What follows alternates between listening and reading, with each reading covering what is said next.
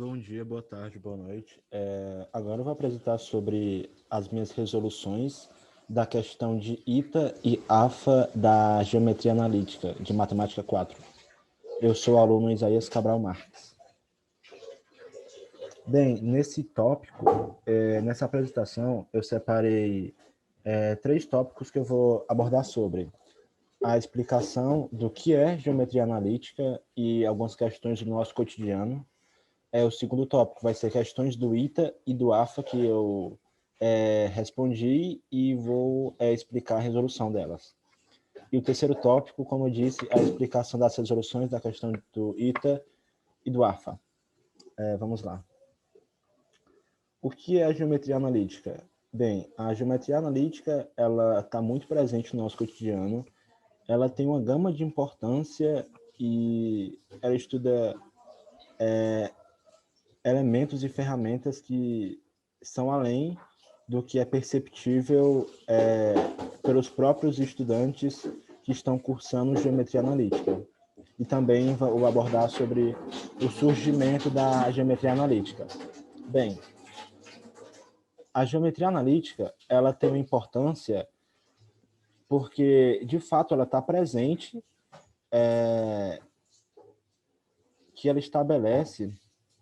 está presente no fato de que estabelece uma correspondência entre equações algébricas, curvas geométricas, com um encontro de x e y, isto é, os eixos de abscissas e ordenadas, desenvolvendo um raciocínio visual do estudante que está cursando essa cadeira. Pelo que a geometria analítica estuda, ela é utilizada em vários meios, mas ela estuda na física, na engenharia e é um fundamento das áreas mais modernas da geometria, incluindo a geometria algébrica, a diferencial, que representa a aplicação na física e na teoria da relatividade de Einstein, e na cartografia. Também tem a geometria discreta, que ela compreende-se e é referente à propriedades combinatórias e métodos construtivos de objetos geométricos discretos, da geometria discreta. E a geometria computacional, que envolve a ciência da computação, como programação e esses meios de tecnologia, mas para envolver para a ciência. Sobre o surgimento da geometria analítica. A geometria analítica, pelos meus estudos anteriormente, a geometria analítica surgiu pelo matemático e filósofo René Descartes, em que ele estuda o conceito do plano cartesiano, isto é, para localizar certos pontos e localizações de determinados pontos, sendo que temos o eixo X e o eixo Y, os eixos de abscissas e ordenadas. Sobre a geometria analítica no nosso cotidiano. Como foi dito anteriormente, a geometria analítica ela pode ser usada de diversas áreas e também com o exemplo do cotidiano, a gente pode falar sobre o GPS, que é um objeto do nosso cotidiano. Agora sobre as questões do ITA e do AFA. Foi dividido as questões do ITA e AFA e eu fiquei com a questão 27 do ITA. Sobre a questão do ITA, sejam as retas R e S dadas respectivamente pelas equações 3x menos 4y mais 12 é igual a zero. E 3x menos 4y mais 4 é igual a zero. Considerando o φ ou iota do símbolo que deve ser considerado o lugar geométrico dos centros da circunferência, que tangenciam simultaneamente a reta R e a reta S. É uma equação que descreve φ dada por e tem as opções A, B, C, D e E. E agora vou para a resolução da questão 27 do item. Sobre a resolução da questão 27. Elaborando, pensando assim, né? Elaborando um desenho, a gente vê que o centro de todas as circunferências que satisfazem as condições do enunciado, elas estão na metade da distância das duas retas, sendo essas retas reta R e a reta S. Por exemplo, pegando um ponto qualquer da reta R e da reta S e calculando a distância dele, pegando um ponto qualquer da reta S e calculando a distância dele, a reta R, a gente parte para x igual a 4, sendo que y igual a 4. E a gente faz a substituição, em que o diâmetro é 4 vezes 3, menos 4 vezes 4, mais 12, botando em módulo, que é dividido pela raiz de 3 elevado ao quadrado, mais parêntese de menos 4, fecha parêntese, elevado ao quadrado. Fazendo as contas dentro do módulo do diâmetro, dá diâmetro igual a 8 sobre 5. Embaixo fica diâmetro igual a 8 sobre 5, que o diâmetro fica diâmetro sobre 2 igual a 4 sobre 5. E agora a gente partindo para ir encontrando um lugar geométrico possível dessas retas que deve ser considerada. A distância do centro da circunferência A, R, que é o raio, raio igual a diâmetro sobre 2, sendo que 3x C, que é a circunferência,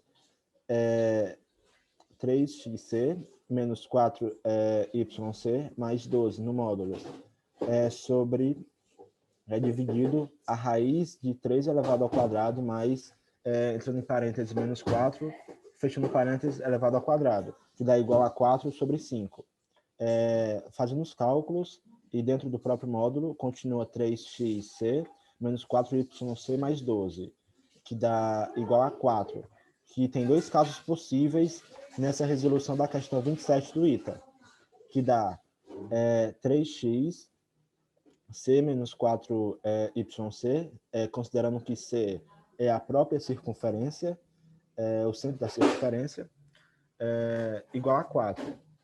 Fazendo as contas e cortando, a gente continua com 3x C menos 4yc mais 8, dá igual a 0. A gente vai cortar o C com C, que dá 3x menos 4y mais 8, é igual a 0. Ou tem outro caso possível, que é 3xc menos 4yc mais 12 igual a menos 4, que continua com 3xc menos 4y mais 16 igual a 0, que cortando o C da circunferência fica 3x menos 4y.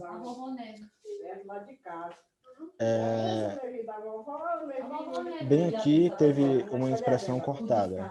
Perdão.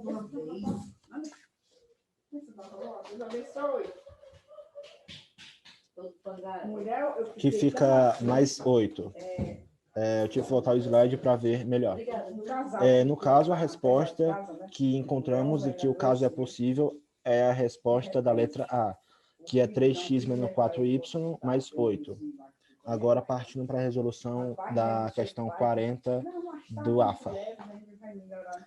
Tem aqui uma frase que da Vanessa Ribas Gonçalves, que a matemática da vida não é saber contar o mais dois, e sim saber que o simples erro de cálculo pode levar a sérias consequências, como, por exemplo, o erro de um cálculo de determinada expressão que está elaborando uma construção, e isso pode ser um fator de consequência para tal construção, fazendo com que prejudique aquela determinada estrutura por um simples erro de cálculo.